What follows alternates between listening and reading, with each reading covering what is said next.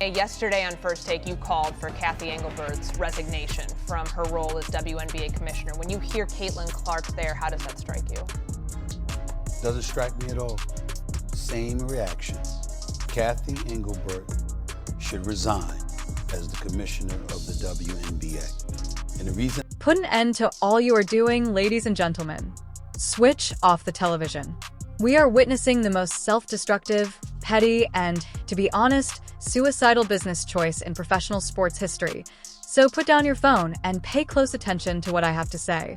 With the Olympic snub, we believed the WNBA had reached its lowest point. We believed that they had reached their lowest point with a Rookie of the Year vote, but today they took a shovel and began excavating a grave for their own league. Several insiders have shockingly confirmed to us that Caitlin Clark has gotten a formal warning from the WNBA league office, which is headed by Commissioner Cathy Engelbert. And what is the subject of this warning? Did she violate any laws? Has she tested positive for drugs? No. She signed a historic contract to become a broadcaster with NBC Universal, so they warned her. They accused her of having a conflict of interest due to her collaboration with NBC and delivered her a legal threat. Give that some thought. The woman who prevented your league from going bankrupt on her own. You respond by threatening the woman who gave you the private jets and the billion-dollar TV deal when she takes a job marketing basketball on national television. It's complete insanity. It's a declaration of war against your own product. Even the most prominent figures in sports media, such as Stephen A. Smith, are looking at this scenario and calling for heads to roll, as we are going to hear. This isn't only an error. This is sabotage. Additionally, the WNBA is going to learn a very bitter lesson about who actually controls this relationship if they believe they can intimidate Caitlin Clark into compliance. Derogatory and unappreciative of the athletes that represent her league. And then the person I call the golden goose of the WNBA, Caitlin Clark. You understand, who is box office for the WNBA. Just look at the numbers, look at the ratings, look at everything. For her to come out and say... When Stephen A. Smith removes his spectacles and turns to face the camera, you know something is wrong, and that's precisely what took place. Stephen A. wasn't limited to criticizing the WNBA when this news surfaced. He insisted on a resignation. "This is egregious," he replied, glancing at the camera. "This stinks of jealousy and is obscene." Stephen A. Smith is correct. He made the obvious point. Cathy Engelbert is not behaving in a commissioner-like manner. She is behaving as if she were a hall monitor. "How dare you," he exclaimed. "You have no right to jeopardize the golden goose. You ought to send her some flowers. You ought to be shining her shoes. Rather, you are writing her letters of cease and desist." Stephen A. went one step further. He exposed the conflict of interest justification as a fabrication. He cried out, "The WNBA benefits from NBA promotion. Basketball is just that, basketball." Free marketing occurs when Caitlin Clark appears on Sunday Night Football or in the Olympics while sporting a WNBA hoodie and discussing the game. You can't purchase that kind of exposure. He is absolutely right. The most ridiculous thing I have ever heard is the notion that Caitlin Clark's employment with NBC harms the WNBA. It would be like claiming that the Chicago Bulls suffered because Michael Jordan was filming Space Jam. It's absurd. Every fan should echo Stephen A. Smith's demand as he wrapped up his tirade. Cathy Engelbert must step down with immediate effect. "If you cannot see the importance of Caitlin," he stated, "Clark, you are unfit to be a leader if you are so consumed by small-time regulations and internal politics that you attempt to destroy her," and I concur with him. This warning demonstrates the WNBA's dysfunctional leadership. They deliberately oppose their own achievements. They detest not having any influence over her. It was best expressed by Stephen A. She despises her achievements. The commissioner detests Caitlin's size in comparison to the league.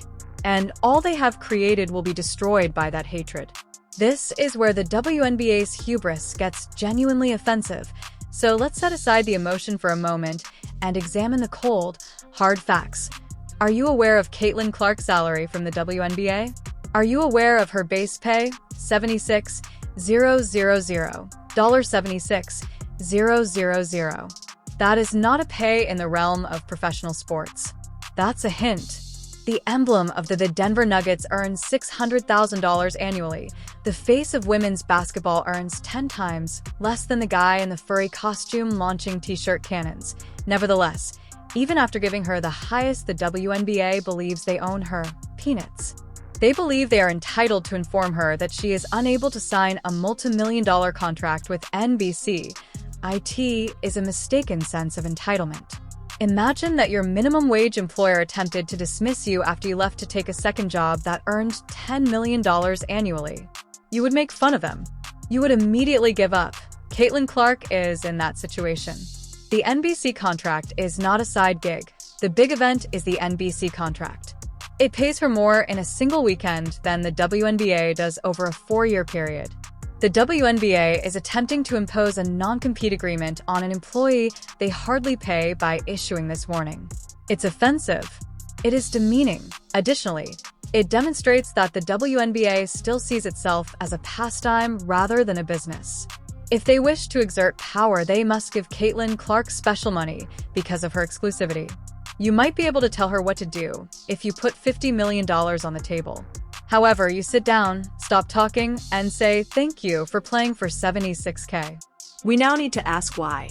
Why would Cathy Engelbert act in such a foolish manner? She used to be the CEO.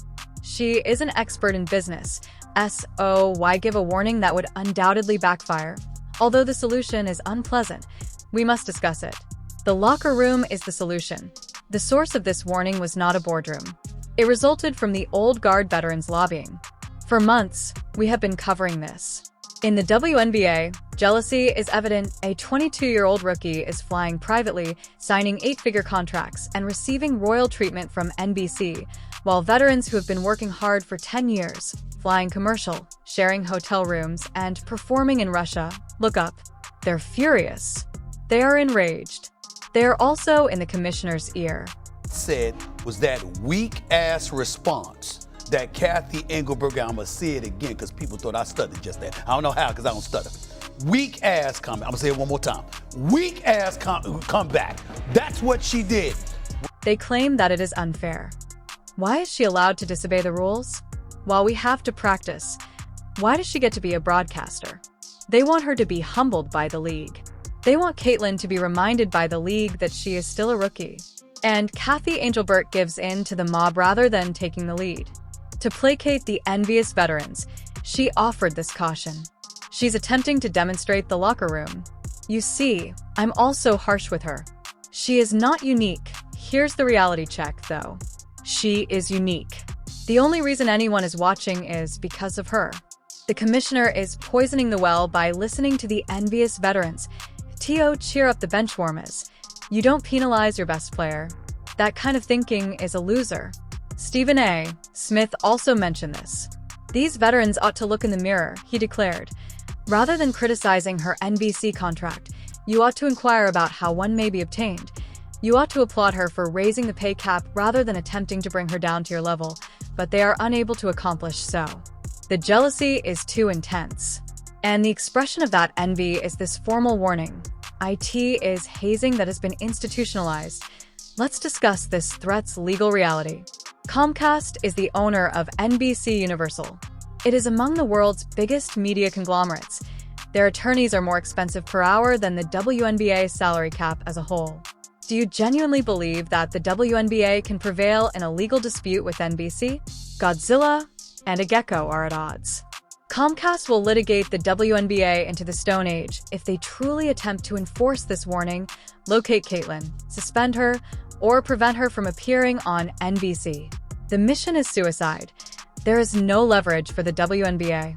Caitlin's WNBA contract probably doesn't forbid her from working outside the league, especially if it involves broadcasting, which is technically media rather than basketball competition. At best, the conflict of interest argument is weak. The NBA is broadcast on NBC. The NBA and the WNBA are partners. Where's the conflict? There isn't any. It is a made-up justification for imposing control. Now, let's examine the sponsors. Wilson, Gatorade, Nike, and State Farm. Caitlin Clark has received millions of dollars from all of these enormous corporations. They are not Team WNBA, they are Team Caitlyn. These sponsors will pick up the phone and call Cathy Engelbert and tell her, "Fix this or we pull the money," if the league launches war on her or attempts to suspend her. Unaware that the hand is that of a giant that has the power to crush them, the WNBA is biting the hand that feeds them. "You are playing with fire, and you are covered in gasoline," Stephen A. Smith cautioned them. What comes next, then? The final game is this. A boundary has been established by the WNBA. Caitlin Clark has been cautioned. Caitlin must now reply. Furthermore, based on what I know about Caitlin Clark and the competitor she is, she will not give up. She will appear on NBC. That microphone will be held by her. She will interview LeBron James, stare straight into the camera, and challenge the WNBA to take action. She's calling their bluff. The WNBA will have two options when she does. They have two options. Either they back down and appear weak, or they suspend her and ruin their league. They've put themselves in a precarious position. The fans will rebel if she is suspended. I'm referring to a complete boycott. We must deactivate League Pass if they even touch a hair on her head about this. We must cease purchasing tickets. The accounts must be unfollowed. We must demonstrate to them that the talent, not the administration, is the reason we are here. Although Stephen A. Smith called for his resignation, the supporters must call for a revolution. Because of their own insecurity, we cannot allow these bureaucrats to ruin women's basketball's golden age. The most powerful person is Caitlin Clark. She is free to go. She is able to travel to Europe. She is able to enter the top league. She can become a full-time broadcaster after retiring. The WNBA is not necessary for her. She is as essential to the WNBA as oxygen is to a drowning man. The last straw is this warning. It serves as the necessary evidence that the WNBA's existing leadership is unsuitable to lead. They have handled the greatest gift in sports history like a burden. They have handled a rescuer as if she were a suspect. Hear this, Cathy Engelbert, if you're paying attention. Resign. Take a step back. Let someone who is knowledgeable in media, business, and star power take control, because you will be known as the commissioner who murdered the WNBA if you keep going in this direction and allow envy and petty feelings to influence your choices. Caitlin Clark will be all right. NBC will be all right. However, the commissioner is currently standing on the oxygen tube while the WNBA is on life support. Although a warning has been issued, the league is the target of the true warning. The Caitlin Clark train is moving and won't stop for anyone, especially not for a league that pays her less than a mascot. So move aside or risk being run over. The entire globe is observing. The clock is running, and Stephen A. is observing. Resolve this or it's